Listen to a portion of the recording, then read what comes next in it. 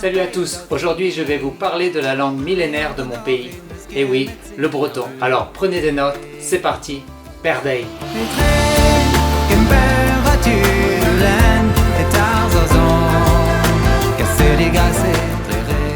Trimartelo, diawan, na na na, la la la la. Et oui, cette langue bretonne de la fameuse chanson Trimartelo, que vous retrouverez aussi d'ailleurs sur mon premier titre, Arrêt d'Adek, est effectivement la langue de mes aïeux finistériens.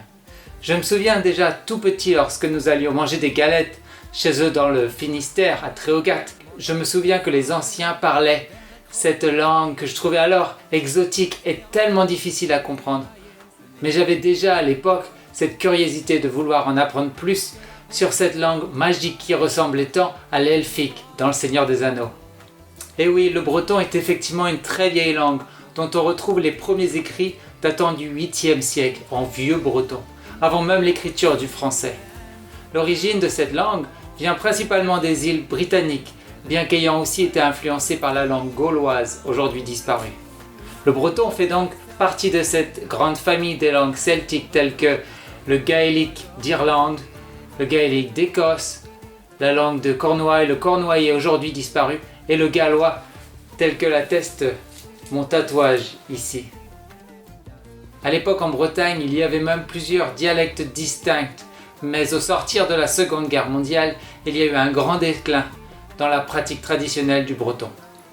En effet, pour de nombreuses familles bretonnes, dont la mienne, c'est un désir de progrès social et économique qui a engendré l'abandon du breton au profit du français, avec cette idée que les nouvelles opportunités ne passeraient que par la maîtrise parfaite du français. Toutefois, il existe plusieurs moyens aujourd'hui d'apprendre le breton, soit par des écoles privées, des écoles catholiques ou des écoles publiques qui enseignent aussi bien le français que le breton, comme je l'ai moi-même fait. Il existe aussi certains mots bretons qui au fil des ans se sont glissés dans le vocabulaire français, comme par exemple baragouiner, à traduire bara, pain, et gouine, le vin. Mais il existe aussi le mot bijou, qui vient du mot doigt en breton, et plein d'autres exemples tels que la cohue, le goémon, les goélands, etc., qui viennent soit du breton, soit de son plus proche cousin, le gallois. Voilà donc résumé en quelques mots les origines de la langue bretonne, et si vous souhaitez en savoir plus, n'hésitez pas à aller consulter le site de l'Office de la langue bretonne, dont je vous mettrai le lien dans la description ci-dessous.